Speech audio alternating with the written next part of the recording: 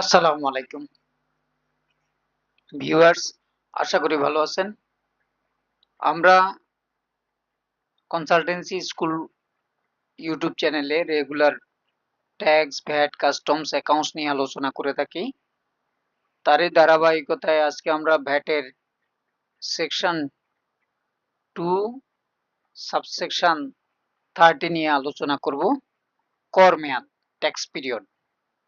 ভ্যাটের ভাষায় আসলে কর মেয়াদ কি সেটা আজকে আমরা আলোচনা করব। ভ্যাটের ভাষায় মূলত 3 ধরনের কর মেয়াদ হয়ে থাকে। নাম্বার 1, ভ্যাট ও সম্পূরক শুল্ক এর আলোকে কর মেয়াদ হলো প্রতি 1 মাস, তার মানে ক্যালেন্ডার ইয়ার। জানুয়ারি, ফেব্রুয়ারি, মার্চ, এপ্রিল, এভাবে 12 মাস, প্রত্যেকটা আলাদা আলাদা মাস হলো একটা ট্যাক্স পিরিয়ড বা কর মেয়াদ। তাহলে আমরা কি বুঝলাম? ভ্যাট এবং সম্পূরক শুল্ক আইনের ভ্যাট এবং সম্পূরক শুল্ক প্রতি মাসের 1 তারিখ থেকে 30 বা 31 তারিখ পর্যন্ত এই পিরিয়ডকে আমরা বলি কর মেয়াদ। সেটা জানুয়ারি থেকে শুরু হয়, ডিসেম্বরে শেষ হয়, 12টা কর মেয়াদ। দেন আমরা দেখব আরেকটা কর মেয়াদ নির্ধারিত হলো নির্মাণ সংস্থা, যোগানদার, সিএনএফ এজেন্ট। এই 3টা কোম্পানির বেলায় কর মেয়াদ কি হয়ে থাকে? নির্মাণ সংস্থা, যোগানদার, সিএনএফ এজেন্ট, এদের বেলায় হলো প্রতি 6 মাস হলো তাদের এক একটা কর মেয়াদ। তাহলে তাদের বছরের 2টা কর মেয়াদ, একটা হলো জানুয়ারি থেকে জুন, আর একটা হলো জুলাই থেকে ডিসেম্বর। এই 2টা হলো তাদের জন্য কর মেয়াদ।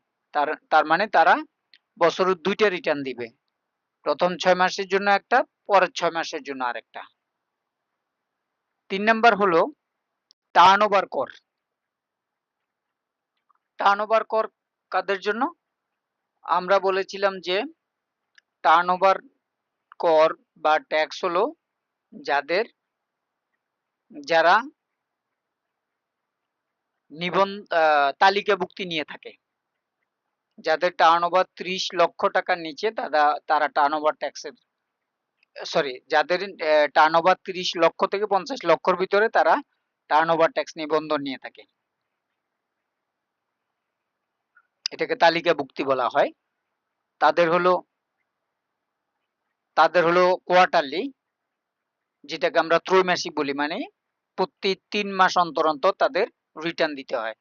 প্রথমে জানুয়ারি 1 তারিখ থেকে মার্চের 31 তারিখ পর্যন্ত একটা রিটার্ন হয়, যেটা পরবর্তী মাসের 15 তারিখ ভিতরে সাবমিট করতে হয়, যেটা আমরা অন্য আলোচনায় যাব। এপ্রিলে 1 তারিখ থেকে 30শে জুন পর্যন্ত আরেকটা রিটার্ন হয়। জুলাইয়ের 1 তারিখ থেকে 30শে সেপ্টেম্বর আরেকটা রিটার্ন হয়। দেন ফোর্থ কোয়ার্টার হলো অক্টোবর 1 তারিখ থেকে 31শে ডিসেম্বর পর্যন্ত এই আরেকটা রিটার্ন হয়। সো 4টা কোয়ার্টারে তাদেরকে রিটার্ন সাবমিট করতে হয়। এই মূলত 3টা স্টাইলে আমরা রিটার্ন সাবমিট করে থাকি, কর মেয়াদ মেনটেন করে থাকি। প্রথম হলো ভ্যাট এবং সম্পূরক শুল্কের জন্য 1 মাস, প্রত্যেক ক্যালেন্ডার ইয়ার, ক্যালেন্ডার মান্থ। নির্মাণ সংস্থা, যোগানদার, সিএনএফ এজেন্ট, এদের জন্য 6 মাস, আর হলো টার্নওভার জন্য কোয়ার্টারলি। দেন একটা এক্সেপশনাল বিষয় আছে, যে তবে উচ্ছে কর্তনকারী সত্তার জন্য ষান্মাসিক বিধান প্রযোজ্য না। যারা টার্নওভার করের আওতাভুক্ত, তবে তারা যদি আবার উচ্চ কর্তনকারী সত্তা হয়ে থাকে, তাদের জন্য এই বিধান প্রযোজ্য হবে না।